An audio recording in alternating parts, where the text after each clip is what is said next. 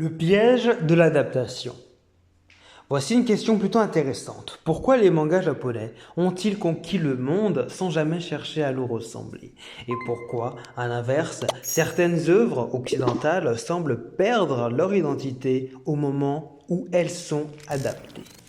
C'est une question qui me revient souvent lorsque je pense à l'anime et le manga Radiant. Pendant des décennies, nous nous sommes adaptés au manga japonais. Nous avons appris ce qu'étaient les ramen, les kanji, les kimonos, les sanctuaires, les festivals d'été ou encore les uniformes scolaires.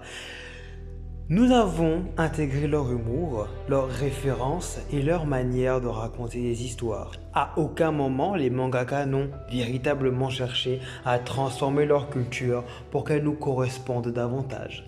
Pourquoi? Parce que leur objectif n'a jamais été de séduire le monde. Leur priorité a toujours été de raconter une histoire aux jeunes japonais. L'international est arrivé après, presque comme une conséquence naturelle.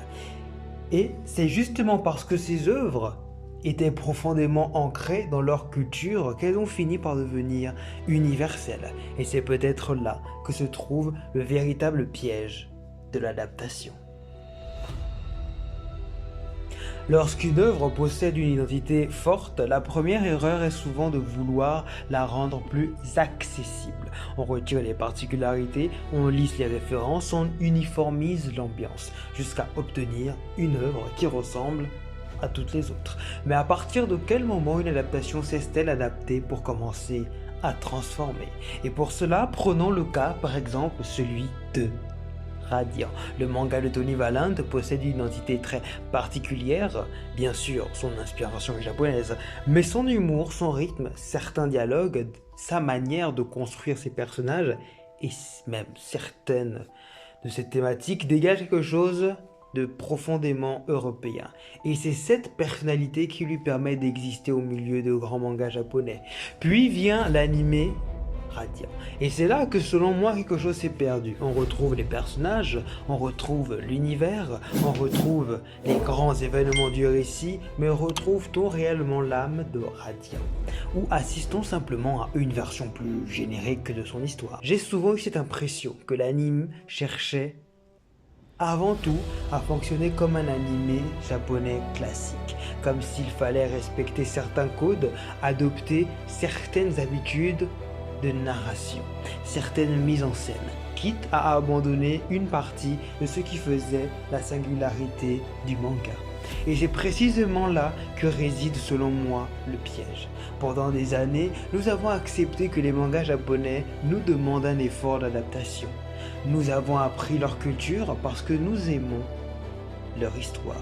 Alors, pourquoi une œuvre française devrait-elle faire le chemin inverse? Pourquoi devrait-elle abandonner une partie de son identité pour s'adapter à un public japonais? Après tout, les lecteurs japonais peuvent aussi découvrir une autre manière de raconter des histoires. L'adaptation ne devrait pas effacer une culture, elle devrait la transmettre. Car lorsqu'une œuvre commence à cacher ce qui la rend différente, elle perd souvent ce qui la rend mémorable. Et c'est peut-être pour cette raison que j'attends énormément de l'adaptation de Dreamland. Pourquoi? Parce que cette fois, l'œuvre semble être adaptée par des personnes qui la connaissent. Des créateurs qui ont grandi avec cet univers, qui comprennent son ton, ses références, son humour, son rythme. Bref, des personnes qui savent que l'objectif n'est pas seulement d'adapter les chapitres, l'objectif est de préserver une identité, car une adaptation ne consiste pas uniquement à reproduire une histoire, elle consiste à retranscrire une sensation. Cette sensation presque impossible à expliquer, mais que l'on ressent immédiatement lorsqu'une œuvre possède une véritable personnalité.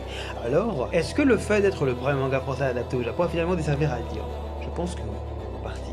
Non pas parce que les studios japonais savent pas adapter une œuvre française, mais parce qu'à cette époque, personne ne savait réellement comment adapter un manga français sans le faire rentrer dans un moule japonais.